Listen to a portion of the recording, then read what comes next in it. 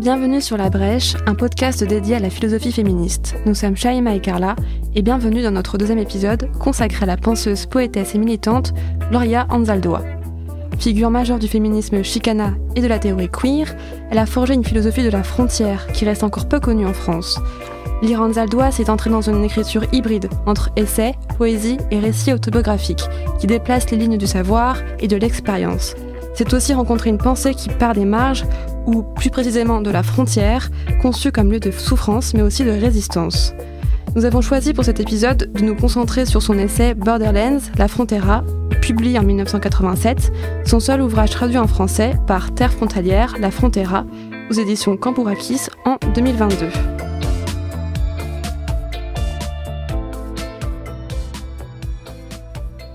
Vivre en terre frontalière veut dire que tu n'es ni hispana, india, negra, española, ni gabacha. Eres mestiza, mulata, sans mêler, prise entre les feux croisés des camps, que tu portes les 5 races toutes sur ton dos, sans savoir quel côté rejoindre ou fuir. Vivre en terre frontalière veut dire savoir que l'India en toi, trahi depuis 500 ans, ne te parle plus, que les mexicanas t'appellent rajetas, que renier l'anglo qui est en toi ne vaut pas mieux que d'avoir renié l'indienne ou la noire. Cuando vives en la frontera, on te passe au travers, le vent vole ta voix. Tu es une burra, buey, bouc émissaire, précurseuse d'une race nouvelle, moitié-moitié, femme et homme à la fois, aucun des deux, un nouveau genre. Pour survivre aux terres frontalières, tu dois vivre sin fronteras, être une croisée de chemins. Pour brosser le portrait de Gloria Anzaldúa et de son féminisme, nous avons le plaisir de recevoir Mara Montanaro et Diego Ceval. Bonjour. Bonjour. Mara Montanaro, vous êtes actuellement maîtresse de conférences habilitée à diriger des recherches en philosophie de l'art et esthétique à l'université de Picardie Jules Verne et militante féministe internationaliste.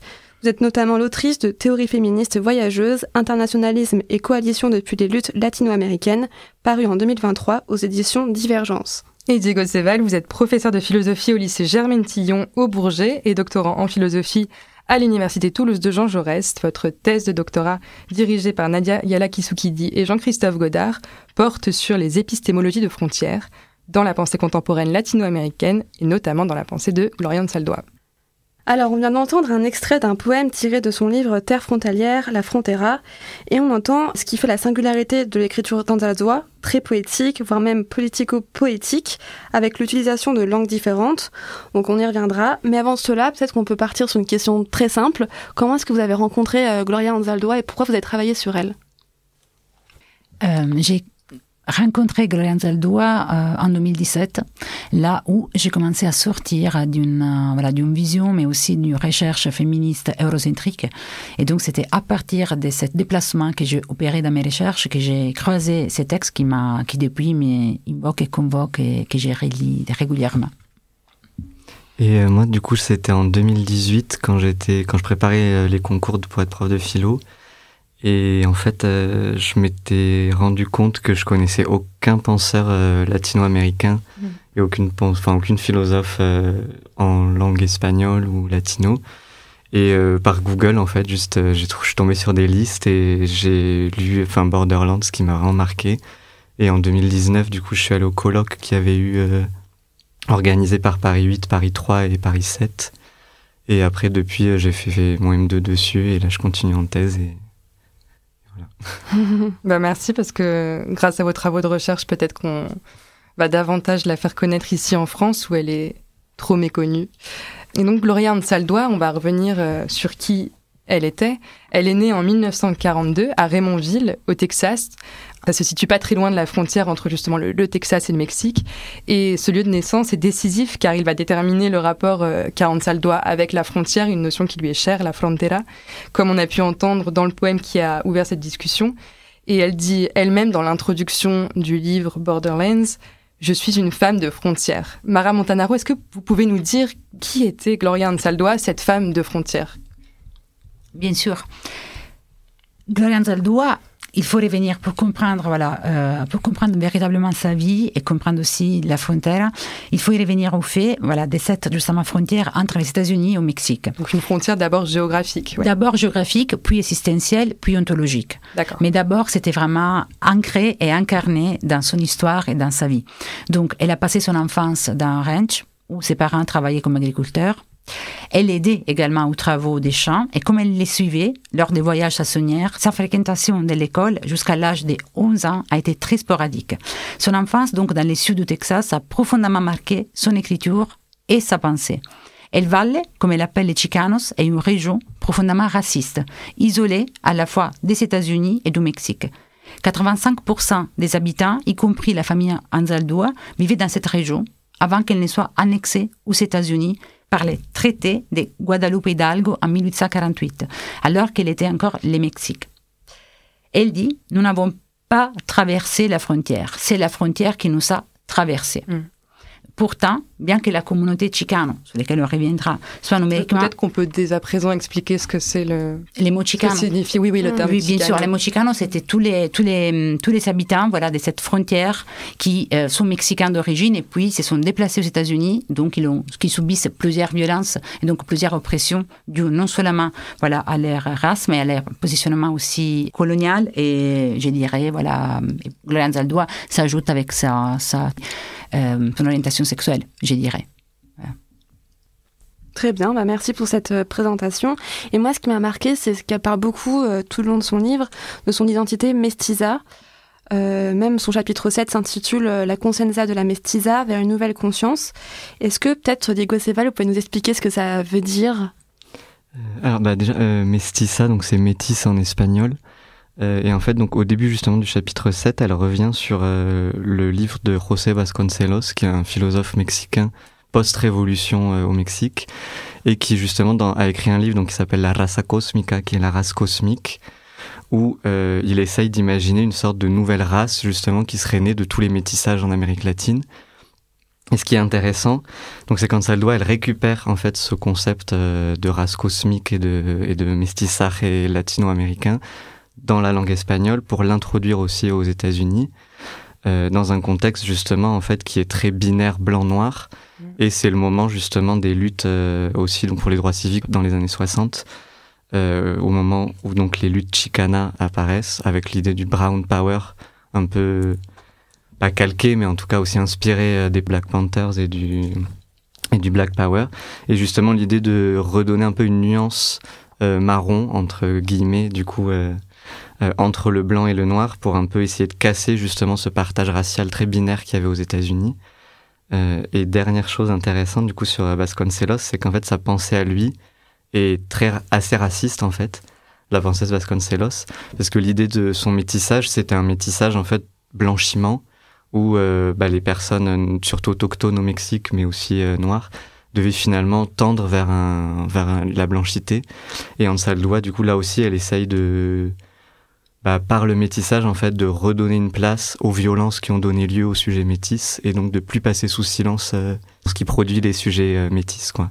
Et ce qui est intéressant pour Anzaldúa, c'est que c'est pas quand elle est métisse, c'est qu'elle est chicana, mexicaine, américaine. Donc c'est vraiment 3 identités, si je me trompe pas, qui sont liées, qui la caractérisent, qui marquent son identité. Et elle dit très bien, ce que je veux, c'est faire des comptes avec ces 3 cultures, blanche, mexicaine, indienne. J'exige la liberté de tailler, de ciseler mon propre visage, d'étancher l'hémorragie avec des cendres, de façonner mes propres yeux avec mes entrailles. Et ça, c'est Mara Montanaro qui nous avait parlé de cette citation que je trouve très belle. Et donc, voilà. Et oui, tout ça dans l'objectif de construire une culture nouvelle, une culture elle-même mestissa, à l'image de son identité. Et depuis le début de notre entretien, nous parlons principalement du seul livre de Gloria Anzaldúa qui a été traduit en français récemment, Terre frontalière, La Frontera. Et donc, si on se rapporte au livre original, il s'intitule Borderlands, La Frontera. Frontera même, il n'y a pas La Frontera. Frontera. Et on voit, dans les 2 cas, qu'il y a 2 mots issus de langues différentes et qui semblent à première vue dire la même chose.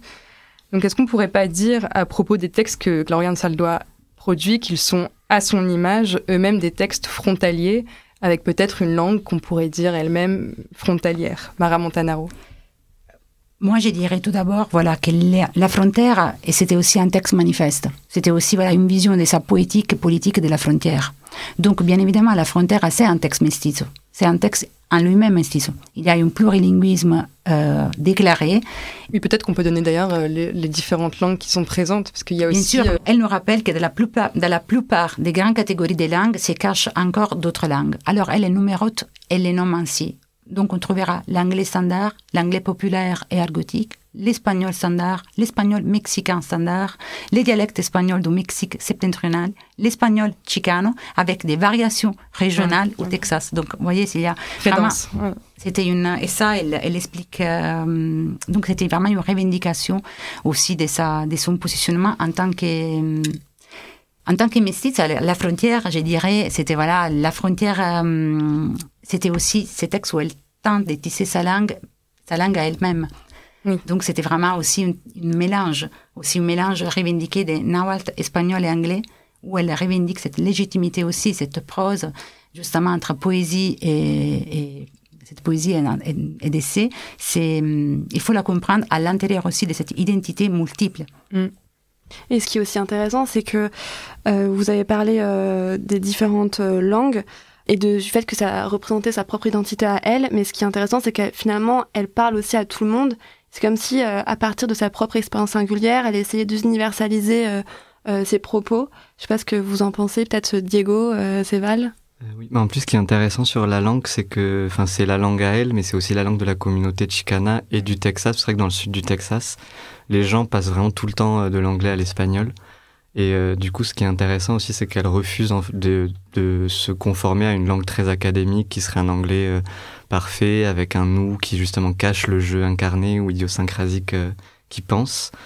Et du coup, c'est vrai qu'aussi par le fait d'écrire dans ce spanglish chicano, c'est une manière de aussi rendre légitime en quelque sorte le parler populaire du sud du Texas dans lequel elle a baigné et de le donner à lire. Et du coup, c'est vrai que comme elle tisse à la fois la voix de la communauté, sa voix à elle, et les voix de toutes les communautés en fait dans lesquelles qu'elle traverse et dans lesquelles elle est, c'est Ana Louise Keating, du coup une de ses amies et éditrice des livres d'Anzaldúa, qui dit justement qu'à chaque fois qu'elle fait cours sur Anzaldúa, même des personnes qui ne sont ni chicano, ni latino-américains, ni LGBT, etc., se sentent très touchées par ces textes parce qu'effectivement, ce qui est fort, je trouve, dans les textes d'Anzaldúa, c'est qu'elle assume tout ce qu'elle est, tout ce qu'elle pense, et du coup, elle se montre réellement d'une manière assez très très belle, oui, où elle ose en fait, elle ose se montrer, elle ose. Ouais.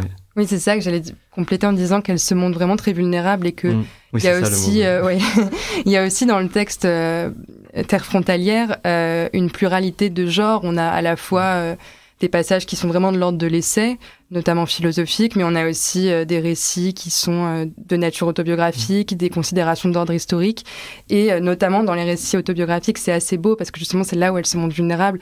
Elle raconte par exemple l'expérience vécue de son propre corps, et d'ailleurs elle fait un lien avec l'expérience de la frontière qu'elle connaît bien. Et ça, c'est des passages qui sont assez beaux. Je pense que vous pouvez peut-être nous en parler un petit peu, ce qu'elle appelle la herida abierta, la blessure ouverte, et qui montre bien la vulnérabilité qui peut parler au plus grand nombre de lecteurs et lectrices. Mais moi, je dirais aussi cette capacité. Ce qui fait aussi la difficulté de l'accessibilité au texte, si vous voulez, aussi en France.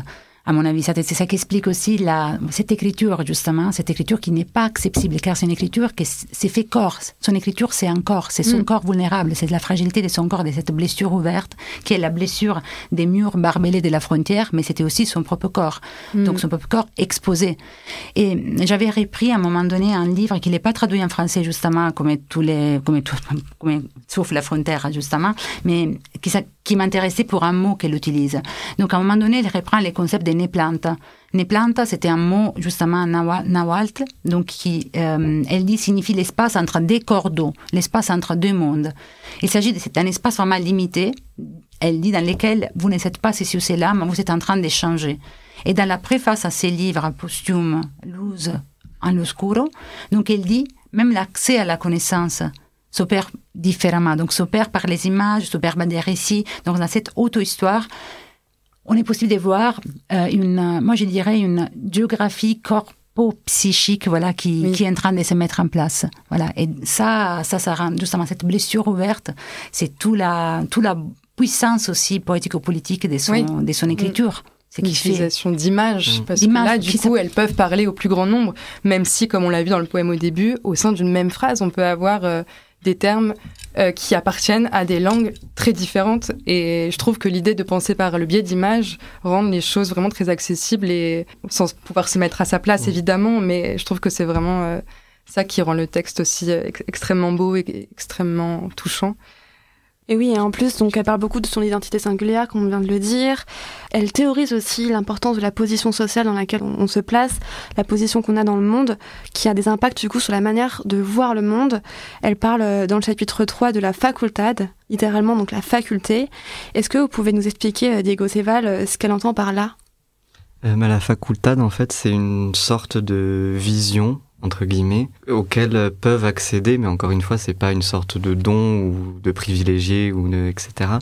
Mais c'est une vision, en fait, que les personnes vivant dans les terres frontalières, donc un peu en marge, à côté, etc., qui subissent la violence sociale, qui subissent la discrimination. Du coup, c'est une vision auquel ces personnes-là peuvent accéder et qui, en fait, permet de voir un peu entre les lignes et à côté les normes, ce qui en fait structure le réel, ce qui structure les identités, ce qui structure la manière dont le monde fonctionne, etc. Et oui.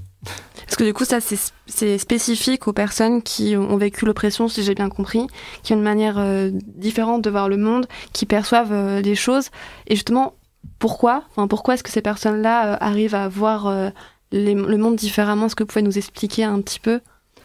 En fait, j'ai l'impression que c'est très concret et que ce qu'elle dit, c'est juste que justement le fait d'avoir un pied dans tellement de cultures, ça lui fait voir ces cultures toujours de manière à côté ou en biais, et finalement ça lui ouvre en fait une perception au lieu d'enfermer dans un monolinguisme ou dans une perception très très fermée ou c'est peut-être toujours aussi lié au fait que dans ce qu'on s'appelle justement l'épistémologie du point de vue situé, on parle toujours depuis le lieu où on est situé, où notre corps est ancré. Et là, pour Gloria Anzaldúa, ça fait sens, j'imagine, juste parce qu'on peut rapprocher la faculté de Gloria Anzaldúa de ses philosophies, notamment féministes, du point de vue situé. Oui, complètement. Et c'est ce qui est intéressant, en plus, c'est que c'est un point de vue situé, mais qui n'est pas dans un lieu, mais qui est dans plusieurs lieux en même temps. Oui, les terres frontalières, c'est ça, oui. Et du coup, c'est vrai que c'est ça qui est intéressant aussi, c'est que ça permet de démonter tout un tas de récits aussi tout faits. Oui, parce qu'elle elle essaie tant bien que mal d'adopter plusieurs points de vue, et on le verra, y compris celui des dominants, de ceux qui ont tracé la frontière. Et on va y venir peu à peu, mais c'est ça qui est intéressant aussi. Peut-être que Montanaro voulait ajouter quelque chose. Non, je disais juste, j'y pensais justement, j'y réfléchissais que c'était ça qui fait son intérêt, justement, comme Diego vient de le dire, l'effet d'y être dans plusieurs lieux, donc plusieurs identités, dans cette hybridité qui fait son positionnement à elle, mais aussi l'effet qu'elle participe aussi à tout un mouvement des féministes comme Norma Alarcón, Cherry Moraga. Il y a aussi cette je dirais, capacité dans cette faculté de sentir dans l'intérieur plusieurs oppressions et de comprendre qu'ils vont avec, qu'ils peuvent malheureusement aller avec, on ne peut pas se défaire des ravages coloniaux, comme on ne peut pas se refaire des oppressions sexistes et racistes si on ne lutte pas ensemble. Donc ce sujet, c'est un sujet fragmenté, mais c'était un sujet qui résiste aussi par sa fragmentation, je dirais, et que par cette fragmentation, il est capable aussi de construire des alliances et des coalitions. Donc, c'est une position difficile, voilà. Oui, c'est ça qui est intéressant, c'est que du coup, la frontière, en fait, chez elle, elle est jamais seulement ligne, elle est aussi toujours espace de potentielles rencontres et de potentielles constructions, effectivement, d'alliances et entre les luttes, entre les groupes sociaux Et la faculté, si j'ai bien compris, c'est vraiment aussi dû au fait que les personnes opprimées doivent s'adapter sans cesse à un monde qui les abîme, qui les domine, et que ça demande du coup une faculté spéciale, et que ça leur permet du coup de voir quand est-ce que la violence va tomber, quand est-ce que la gifle va arriver, quand est-ce que le mot qui blesse va tomber. Et ça, on peut faire un lien du coup directement avec aussi son féminisme. Oui, parce qu'on pourrait maintenant rentrer dans la spécificité de son féminisme, marqué, on va le voir par cette idée de frontière qu'on va retrouver. Mais oui, peut-être commencer par une question très simple, c'est qu'on dit souvent qu'elle est une figure importante du féminisme chicana, on retrouve une fois encore ce terme, et peut-être que Mara Montanaro, vous pourriez nous expliquer quelle est la singularité de ce féminisme dit chicana pour Gloria Anzaldúa, peut-être comment se développent ces mouvements féministes. Oui, c'est un mouvement social féministe dont Gloria Anzaldúa, c'est une des figures majeures aux États-Unis, qui émerge dans les années 60 justement, afin de lutter contre les oppressions spécifiques qui subissent les femmes d'ascendance mexicaine aux États-Unis. Et voilà, Gloria Anzaldúa, c'est une des figures majeures de ces féminismes-là. Vous avez cité tout à l'heure Thierry Moraga, voilà, avec qui elle a coécrit d'ailleurs une anthologie, si je me trompe This pas. Bridge. Elle a coécrit cette anthologie, qui était un des textes aussi piliers pour les études chicana aux États-Unis. Voilà, c'est un texte monument, je dirais, car c'est la première fois que des féministes, justement, qui sort de tout un horizon et aussi des constructions eurocentriques et états-uniennes, se rassemblent pour revendiquer aussi un sujet féministe qui n'est pas du tout un sujet monolithique, mais qui est un sujet justement qui s'est construit à partir des oppressions différentes, mais oppressions qui peuvent aller malheureusement ensemble, voilà. Donc là, il y a aussi une des féministes, une des philosophes féministes que j'ai jamais récité, que c'est Maria Lugones, voilà, qui fait partie aussi de cette tendance et aussi révolution, je dirais, à l'intérieur, voilà, des mouvements féministes. Et c'était aussi un positionnement, voilà, qui va contre aussi un certain académisme blanche et états-unien. Oui, ce qu'on dit aussi le féminisme blanc de classe moyenne et haute. Voilà. C'est aussi peut-être en réponse à ce féminisme-là que Gloria Anzaldúa développe un féminisme dit chicana. Oui, aussi à l'amnésie, si vous voulez, je dirais amnésie ou aphasie de ce féminisme-là par rapport à toutes les oppressions coloniales et racistes qui ont lieu. Voilà. Donc, on ne peut pas seulement s'opposer, voilà, à une oppression sexuelle qui tient pas, sexiste, voilà, qui tient pas compte de toutes les oppressions que les autres femmes subissent et continuent à subir. Et du coup, finalement, est-ce qu'on peut pas voir un lien avec le féminisme intersectionnel qu'on connaît bien aujourd'hui? Donc c'est un peu anachronique de parler de ça, mais on voit bien le lien avec notamment Kimberlé Crenshaw et même Audre Lorde, qui parle pas de intersectionnalité parce que je crois que c'est plus tard, qui écrit dans l'anthologie qu'on vient d'évoquer et qui s'appelle This Bridge Called My Back, qui a été publié du coup en 1981. Donc est-ce qu'on peut faire des liens peut-être entre la théorie intersectionnelle et le féminisme, plus précisément même de Gloria Anzaldúa, qui parle de frontières? Mais tout à fait, on peut faire des liens, mais aussi on peut comprendre comment les théories arrivent toujours après. C'était comme la question, moi je disais toujours avec mes camarades, comme les questions écoféministes qui, pour nous, on l'a théorisé ici en Europe, mais en Amérique latine existait déjà un féminisme qu'on pourrait définir écoféministe bien avant que la théorie arrive. Donc Gloria Anzaldúa incarne par son féminisme, déjà un internationalisme, un féminisme intersectionnel.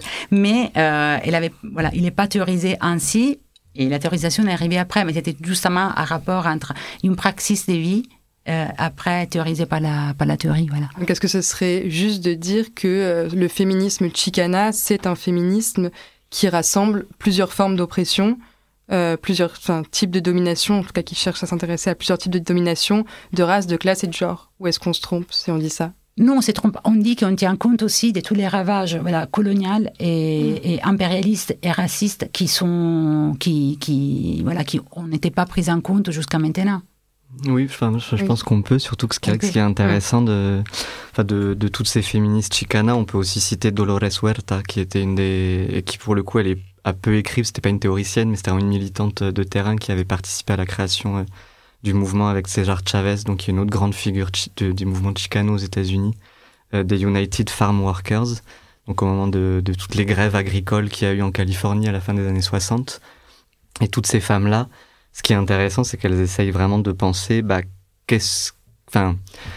elles pensent vraiment à partir de leur situation, donc en tant que femme, en tant que travailleuse agricole, en tant que femme racisée, etc., etc., et de voir du coup qu'est-ce qui diffère en fait de d'autres types de féminisme dans lesquels elles pouvaient ne pas se reconnaître, et notamment Anzaldúa est assez critique des mouvements séparatistes, parce qu'elle trouve que justement le séparatisme c'est une manière de rejouer des frontières en fait, et de se re-enfermer dans une catégorie close.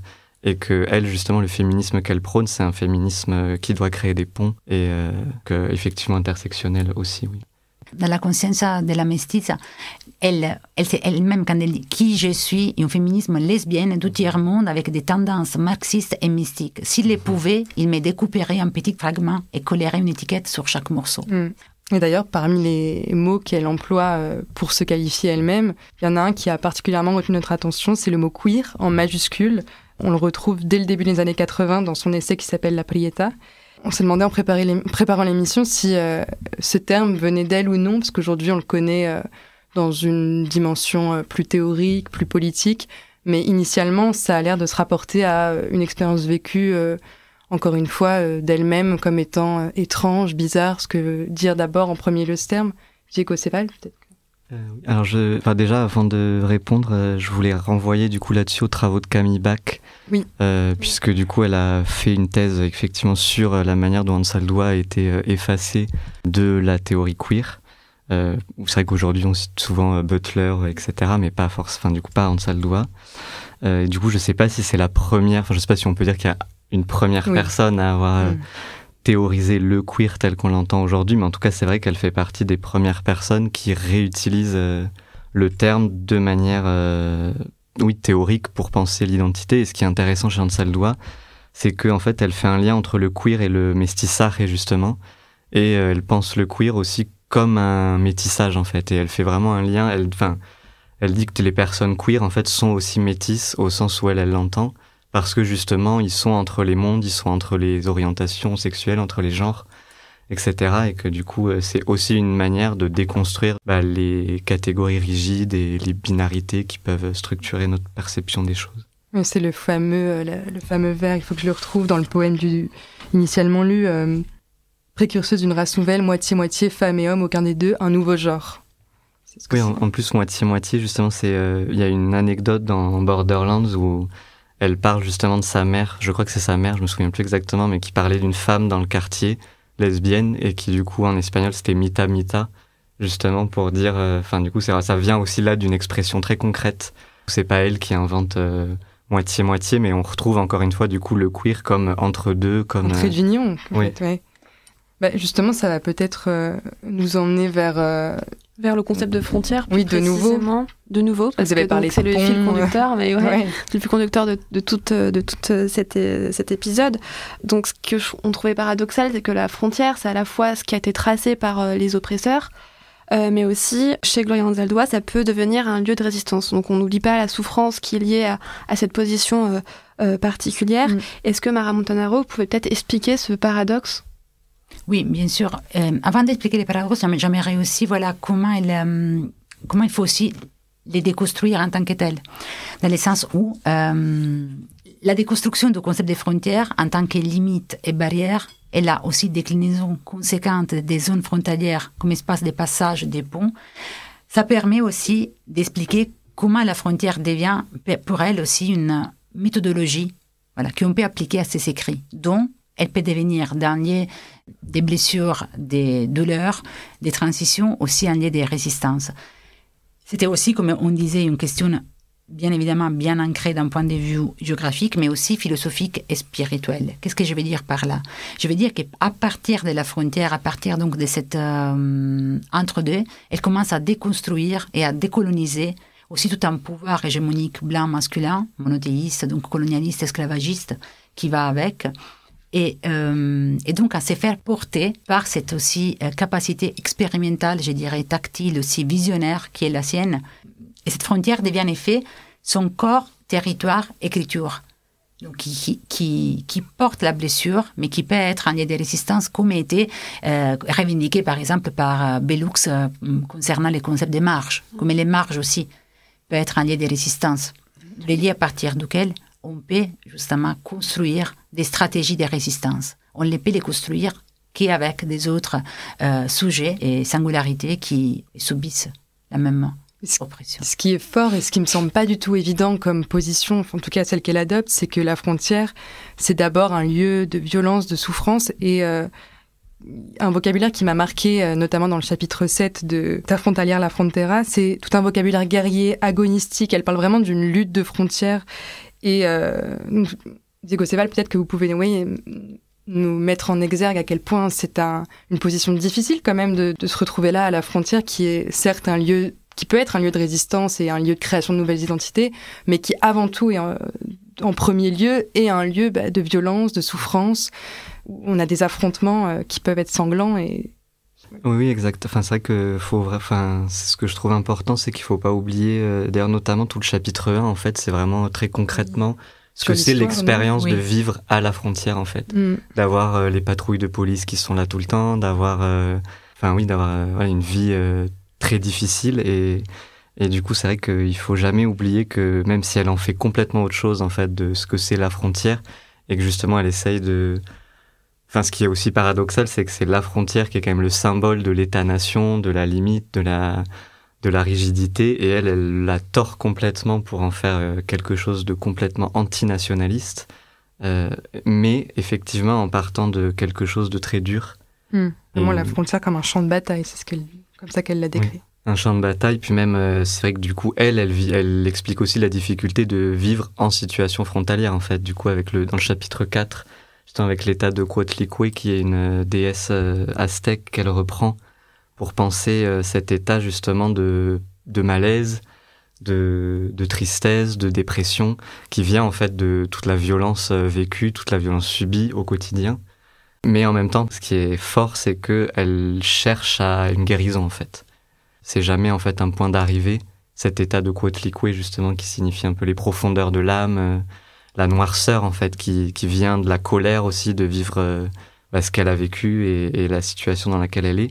Mais en même temps, elle cherche justement à produire quelque chose à partir de tout ça. Oui. Ce qu'on fait, c'est intéressant parce qu'à partir de là, c'était quand même l'idée que de l'autre côté de la frontière, il existe aussi des mondes qu'elle appelle des mondes inconnus, insoupçonnés, nouveaux. Non pas une patrie ni une matrie, mais ce mondo zurdo où les métis, les lesbiennes, les yotas, les queers et tous les ralliés pour exister sans mutiler aucun aspect de leur être. Donc c'est ça qui aussi revient, cette puissance d'être, cette hybridité, qu'on casse pas une identité, on casse pas une partie de nous, voilà, mais on peut y avoir des identités multiples qui coexistent. Et d'ailleurs, une image qu'elle prend pour illustrer l'hybridité, c'est l'épi de maïs. Moi, c'est une image qui a retenu mon attention parce que pour résister, en Occident, peut-être, on a plus souvent l'image du roseau qui ne se brise pas mais plie. Et là, on a l'idée de la mestissa qui est comparée à un épi de maïs comme résultat de l'hybridation. Et je trouve que c'est une belle image pour montrer qu'elle essaye tant bien que mal d'être une instance médiatrice, Diego Ceval. Oui, en plus, du coup, le maïs, c'est vraiment un légume, enfin c'est un légume. Oui. Un légume qui est très très important dans la symbolique autochtone centra-américaine, donc aztèque, maya, et encore aujourd'hui, c'est vraiment le maïs qui donne la vie en fait. Là aussi, ça permet de peut-être préciser dans le livre, c'est vrai que ce qui est compliqué aussi peut-être pour des personnes qui ne seraient pas trop familiers avec toute la culture mésoaméricaine et mexicaine, c'est que le livre est saturé, en fait, c'est un peu un livre-monde. Oui. C'est ça qui est beau aussi, et il est saturé de références aux cultures autochtones centra-américaines et du sud des États-Unis. Et du coup, c'est vrai que le maïs, c'est vraiment un symbole très très puissant dans ces cultures-là qu'elle réinvestit aussi pleinement, comme elle réinvestit le panthéon aztèque. Et c'est vrai que le maïs aussi, c'est un aliment qui se pétrit, et elle-même se définit comme « soy un amasamiento », comme un acte de pétrir. Je suis l'acte de pétrir, d'unir et de joindre. Ça, pareil, je trouve que ça renvoie aussi au fait qu'elle essaie d'être une médiatrice, un pont pour reprendre une autre image dont on a parlé rapidement, qu'on a mentionné, mais qu'on n'a peut-être pas assez développé. Parce que si on rappelle simplement l'idée la frontière est d'abord pensée avec des murs, là, elle essaie plutôt de créer des ponts. Mara Montanaro, je sais. Oui, elle essaie de créer des ponts, mais elle essaie justement de la penser aussi en la traversant en permanence. Elle essaie de la penser comme en transition, comme cette mur. Voilà, il faut vivre en transition, il faut la vivre, il faut être dans cet état de transition. C'est comme un état de transe revendiqué, il faut se faire contaminer, il faut les vivre, et c'était la seule manière pour elle possible justement d'ébranler aussi non seulement toute, je dirais, toute connaissance aussi épistémologiquement dominante et hégémonique, mais aussi, voilà, c'est un voyage, voilà. Je dirais que pour elle aussi, c'était une sorte de voyage. Et même les textes, c'était texte monde, comme Diego vient de le définir, c'était très beau comme définition, je pense, de la frontière, parce que c'était un texte, voilà, texte monde, texte manifeste de son écriture, de sa manière, de son écriture frontalière, de sa manière incarnée de nous révéler, voilà, d'autres possibilités d'être au monde aussi, avec toute la difficulté aussi, je dirais, tous les défis qui incarnés, voilà, par cette blessure, mais cette frontière, voilà, je l'ai vu aussi toujours, comme vous, Shaima disait tout à l'heure, moi j'ai toujours eu la tendance à les lire aussi, dans ce sens, voilà, peut-être c'était pas ma déformation, dans ce sens puissante, ou puis je peux dire, voilà, joyeux, quoi, mais aussi résistance. Et ce que je trouvais aussi important dans ce livre, c'est que sa position particulière, donc entre les mondes de femmes de frontières, lui permet aussi d'avoir un regard critique sur toutes les cultures, que ce soit la culture blanche, mais aussi la culture plutôt dominée. Et donc c'est un point aussi un peu touchy, si je peux dire, puisque du coup elle critique aussi le sexisme de sa culture d'origine. Elle dit très bien, ce qui m'avait marqué, qu'il y a beaucoup de femmes de couleur, femmes racisées, n'osent pas critiquer leur culture d'origine. Elles sont dans une sorte de glorification de leur culture, alors qu'elle, au contraire, elle arrive à avoir un regard critique aussi sur sa culture d'origine. Est-ce que Diego Céval, ça vous parle? Qu'est-ce que vous en pensez? Oui, moi, c'est justement un des points que je trouve le plus fort en fait de sa pensée, c'est que elle est tout le temps, critique en fait de tous les groupes dans lesquels elle est, justement du fait de cette facultad et de cette position interstitielle. Et par exemple, pour la communauté lesbienne ou homosexuelle, je sais plus, je sais dans une interview, mais je me souviens plus exactement laquelle, où elle dit qu'elle était souvent taxée un peu de fausse lesbienne parce qu'elle baisait pas assez.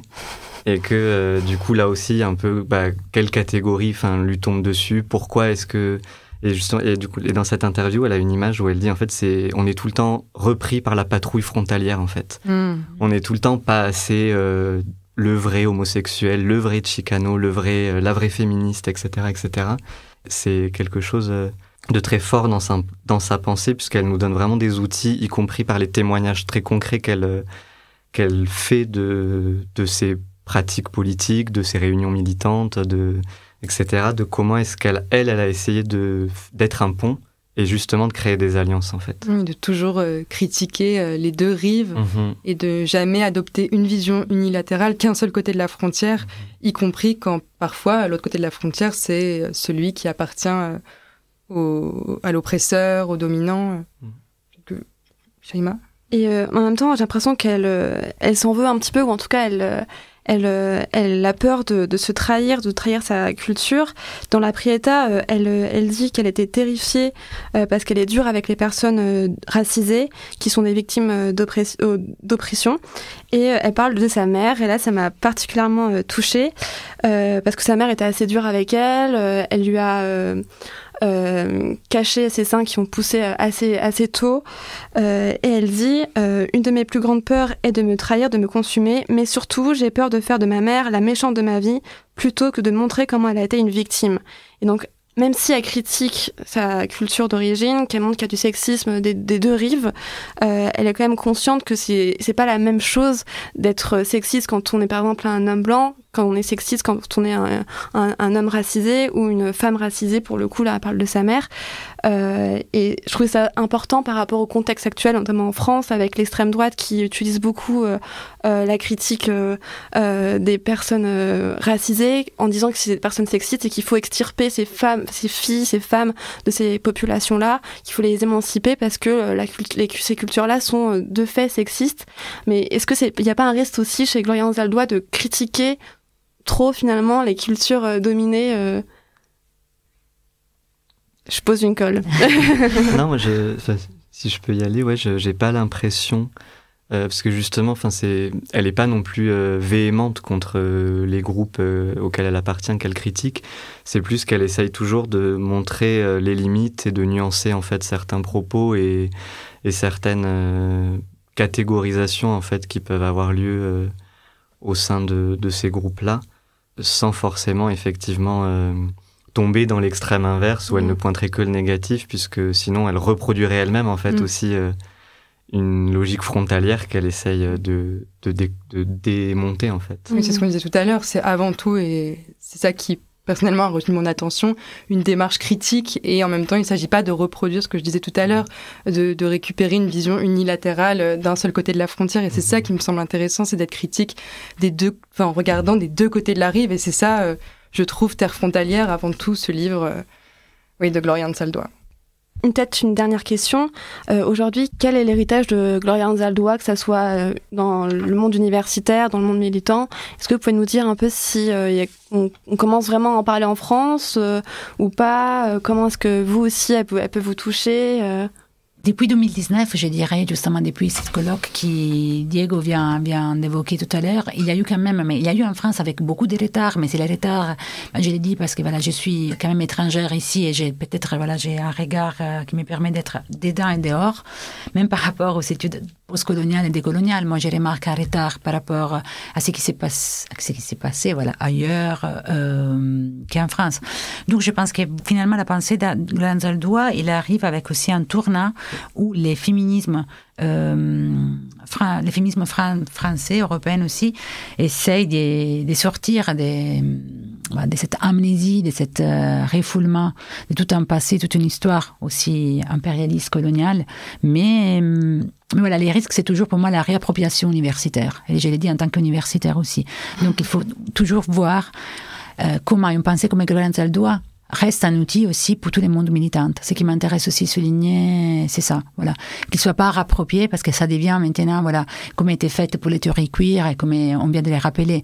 Gloria Anzaldúa, c'était quand même une des premières à s'autodéfinir queer, et puis son nom a été complètement effacé dès qu'il est devenu une théorie queer, et même en France, dès qu'il y a eu ce passage des deux côtés de l'océan, c'était Judith Butler et Teresa de Lauretis, c'est une autre universitaire lesbienne qui en 1990 elle organisait les premières colloques, mais c'était d'abord en termes militantes, voilà, utilisé par les militantes. Oui, c'est vrai que sur l'héritage, ça me fait penser à du coup une autre philosophe qui s'appelle Linda Alcoff, qui dans un article justement dit à propos d'Anzaldúa que c'est une théoricienne sous-théorisée, parce qu'en fait elle est souvent citée, mais peu lue et peu prise au sérieux, comme on en fait peut vraiment travailler pour elle-même en essayant de voir toute sa pensée, sa complexité. Et dans le contexte français, c'est vrai que quand le livre est sorti en 2022, je me suis dit trop bien, j'avais l'impression que tout le monde allait parler que de ça, et en fait pas du tout. Et du coup c'est vrai que c'est peut-être aussi parce qu'effectivement le livre est compliqué en termes de référence, de langage, mais je sais pas trop pourquoi en France ça n'a toujours pas pris, quoi. Mais grâce à vos travaux, elle va peut-être être plus connue et plus étudiée. Surtout qu'il y a quand même un appareil critique avec du vocabulaire, des notes de bas de page qui sont assez complètes et qui aident à la compréhension. L'édition est vraiment très bien faite. Donc on peut remercier d'ailleurs les éditions Cambourakis. On vous conseille de lire ce magnifique livre. Et les deux personnes qui ont fait le travail de traduction aussi. C'est vrai qu'il faudrait qu'on les cite. Vous voulez le faire, Diego? Parce que c'est un travail excellent. Oui, c'est Nino Dufour et Alejandra Soto Chacón. Voilà. Merci à vous. Et on peut souligner ce travail admirable de traduction, parce que ça ne doit pas être évident aussi, en plus de garder les termes et de garder l'authenticité de la langue de Gloria Anzaldúa. Eh bien, merci beaucoup à Mara Montanaro et Diego Ceval. Merci à nos auditrices et auditeurs d'avoir écouté jusqu'au bout cet épisode. Si vous souhaitez découvrir les travaux de nos invités, vous pouvez les retrouver en détail dans la description de cet épisode. Ce podcast a été enregistré au studio La Poudre de la Cité Audacieuse, que nous remercions. Le générique de notre podcast est une version instrumentale de la chanson Matcha Queen de Yoa, que nous remercions aussi. Et enfin, merci à Anna Felpin et Armance Bourquin, avec qui nous produisons ce podcast, et à bientôt sur La Brèche pour un prochain épisode.